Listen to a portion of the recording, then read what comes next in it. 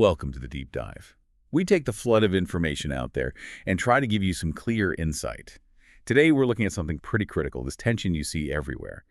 Systems like healthcare, travel, they're really straining at the seams. Right. We want to explore where things are breaking down, but also, importantly, where people are finding clever, sometimes ambitious ways to fix things or fill the gaps. Yeah, and if you look across all the sources we've pulled together, there's this common thread, isn't there? It keeps coming back to capacity. Do these systems have the resources, the staff, the stability, and then, crucially, access? Who gets access to healthcare or justice or even just getting on a plane? Exactly. So our deep dive today covers quite a bit. We'll start with the UK, looking at a real crisis for ADHD patients, a tough situation there. Then, still in the UK, how the justice system seems to be losing its grip and how organized crime is, well, stepping right into that gap. And then we'll hop over to the US political fights causing actual real-world problems like grounding flights. But it's not all doom and gloom. We'll finish up looking at some really hopeful stuff, the Earthshot Prize winners, these big ideas getting scaled up, and maybe a bit lighter, a fascinating little story about a fish and a whale. Right, a bit of natural world ingenuity there too. So let's dive in. Where do we start? Let's start with the UK's National Health Service, the NHS. Specifically, this growing emergency around access to ADHD diagnosis and treatment. Okay, and this affects a lot of people, doesn't it? The numbers are something like, what, 5% of kids, maybe 3 or 4% of adults? That's right. And for those individuals getting diagnosed and getting treatment medication, therapy, it's often described as completely life-changing. Suddenly things make sense. They can function in ways they maybe never could before. But the system providing that care is just struggling. Struggling is putting it mildly. It seems overwhelmed.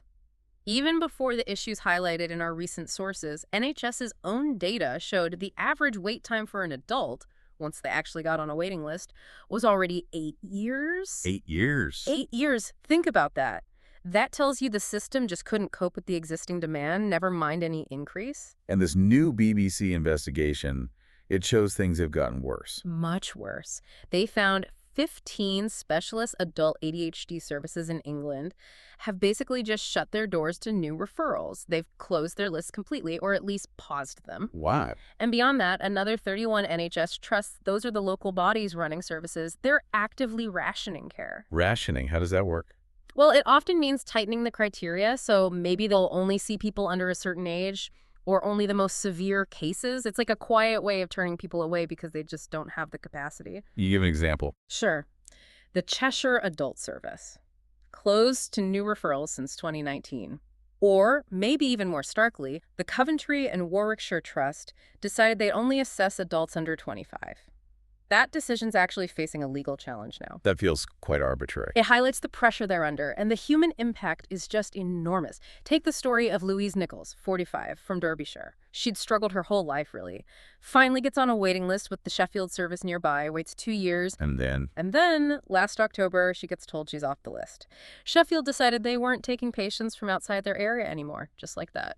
And that one change affected over 3,700 people in her area alone. Left them completely stranded. That's devastating. What are the risks when people are left like this? Professor Anita Thapar, who actually chairs the NHS England Task Force on ADHD, called it disturbing.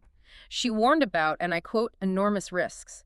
Things like serious mental health problems worsening, higher rates of substance misuse, problems holding down jobs, even ending up in the criminal justice system. So the system fails them, and the consequences ripple outwards. Are there any workarounds? Any glimmers of hope? Well, there are a couple of things. Some patients might be able to use something called the right to choose. It's a legal right in England where if your local service is struggling, you can sometimes choose an alternative provider, maybe a private one that meets NHS standards, and the NHS pays. Okay. That sounds potentially helpful, but maybe limited. It can be, yes. And it raises questions about whether it really solves the core capacity issue. There's also this pilot scheme in Surrey.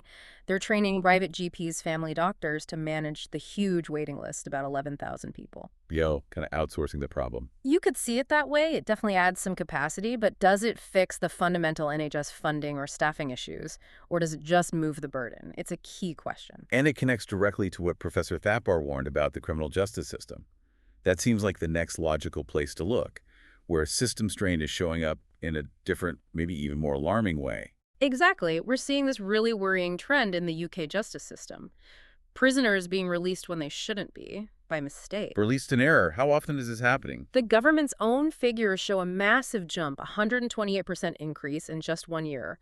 That meant 262 people were let out mistakenly in the year up to March compared to 115 the year before. 128%. That's not just a few isolated incidents. That sounds systemic. It really does. And it's put the Justice Secretary, David Lammy, under a lot of pressure, especially because some high-profile errors happened after he'd promised they were bringing in the strongest release checks ever. So the checks aren't working? Apparently not reliably. There was Hadush Kabatu, a migrant sex offender, mistakenly released from Chelmsford Prison. And didn't Wandsworth Prison have several cases? Yes, Wandsworth has been in the spotlight. Brahim Kaddour Sharif, another sex offender, released incorrectly. And then William Smith, a fraudster, let out because someone keyed in his sentence wrong, typed suspended instead of custodial. Simple data entry error with huge consequences. What's causing this? Is it staffing? IT systems? Just chaos? It seems to stem from a fundamental lack of control within the prisons themselves. An inspection report for Wandsworth, even before these specific incidents, found that staff often couldn't even confirm where all the prisoners were at any given time. Seriously. They didn't know where the inmates were. That's what the inspectors found in many units. So if you don't have that basic level of control and information management, how can you possibly manage complex release procedures accurately? It's a breakdown in core capacity and, frankly, integrity. And when that formal system breaks down, when it loses control, others step in to exploit the chaos. Precisely. Which brings us to the next piece. Organized crime networks thriving by exploiting these kinds of system weaknesses, specifically around undocumented workers in the UK. Okay, how does that work? Another BBC investigation uncovered this network, apparently led by a guy named Shaksawan, also known as Cardos Mateen. They essentially facilitate illegal working for migrants, including some asylum seekers who aren't legally allowed to work yet. So they're like brokers for illegal jobs. More sophisticated than that. They set up front companies, often mini-marts or car washes. They use what they call ghost directors. People like this one man, Briar Mohammedzada, records show he became a director of 20 different companies in just 1 year. These directors exist on paper to take the fall if there's a raid. So the ghost director takes the risk, and the worker pays the network. Exactly. The worker pays the network a fee, and part of that, around £400 a month, according to the source, goes to the ghost director for basically being the legal shield. But here's the really telling part, the key service they offer. What's that? They claim to have someone inside the system or who knows the system. Shaksawan apparently boasted about an English woman in their network, her supposed role, to get the hefty fines for employing illegal workers, which can be up to £60,000 reduced, sometimes down to zero. So they're selling insulation from the consequences of the system's own failures. That's exactly it. The state's inability to effectively enforce its own rules becomes a profitable commodity for these criminal networks. It shows how valuable a lack of control can be to some people. And this isn't just a UK issue, is it? This theme of systems under strain, of capacity failing, we see it elsewhere. Absolutely. Let's shift focus to the US now, where political conflict is creating a different kind of system failure, a sort of self-inflicted wound with immediate consequences. Right. We're talking about the clash between President Trump and the newly elected mayor of New York City, Zoran Mamdani. Yes, Mamdani Young, democratic socialist, first Muslim mayor, an immigrant from Uganda. His election triggered a really strong reaction from Trump. What did Trump say? He warned about communism taking over New York, even suggested Miami would become a refuge for people fleeing the city. Pretty strong language.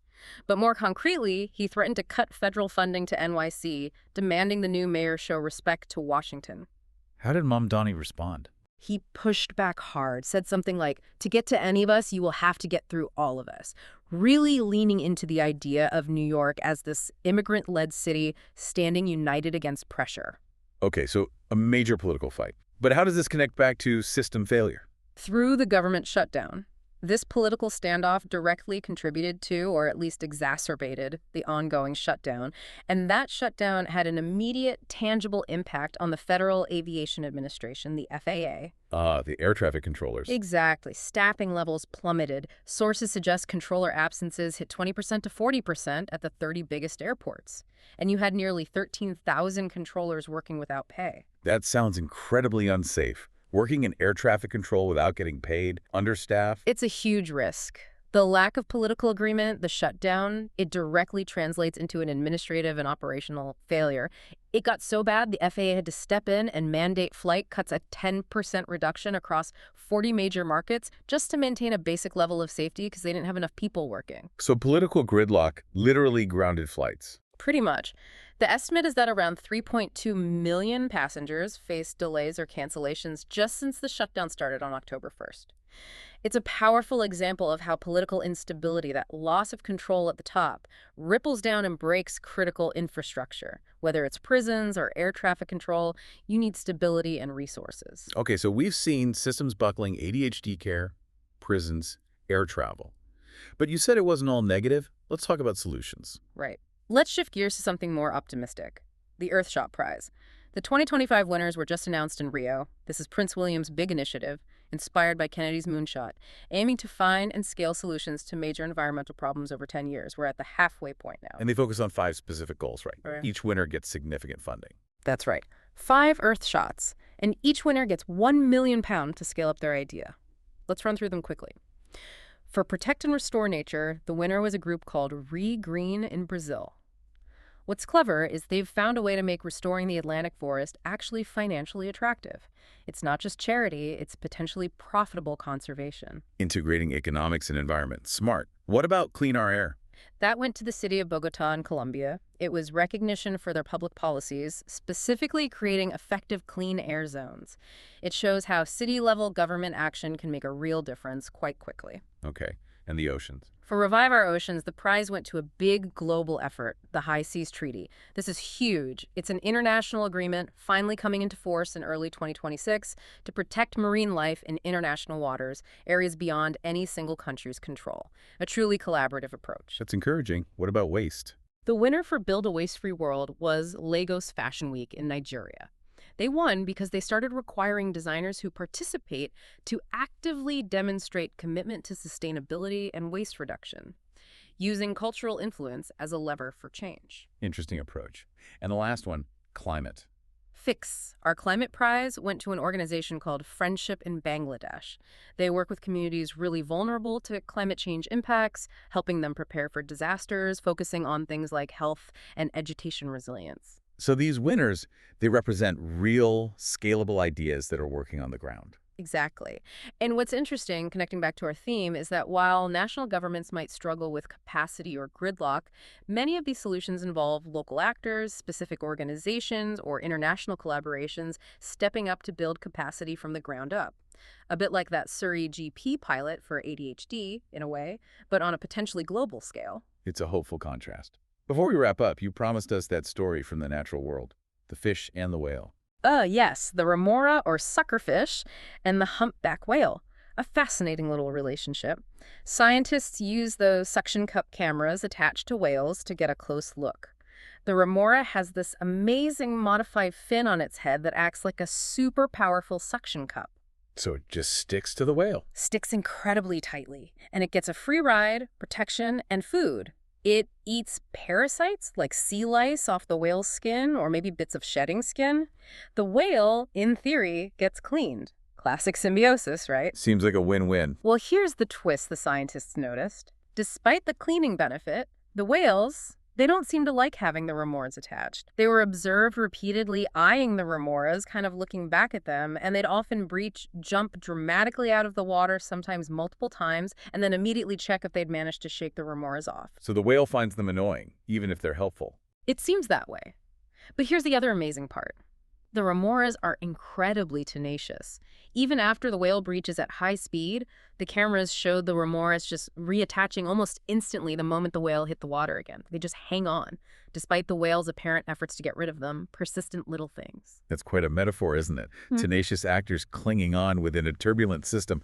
Okay, let's try and pull all these threads together. Yeah, we've seen this constant tension, haven't we? Systems under immense strain, UK healthcare, the justice system, US air travel capacity, just isn't meeting demand or basic requirements. And into those gaps, you see different responses. You see organized crime exploiting the lack of control, like with the illegal labor networks. But you also see determined individuals or groups trying to navigate or fix the system. The ADHD patient trying to use right to choose. The Earthshot winners creating new solutions. Even the remora, in its own way, finding a way to survive. It really does seem to come back to governance and control, or the lack thereof. When institutions lose their grip on capacity, whether it's 8-year waiting lists, prisoners released by mistake, FAA controllers working unpaid, that vacuum gets filled. Sometimes it's filled by exploitation, sometimes by ingenuity, sometimes just by sheer persistence. So here's something to think about for you listening. We see these amazing, ambitious ideas like the Earthshot winners, but scaling them up often seems to require a level of political stability and long-term vision.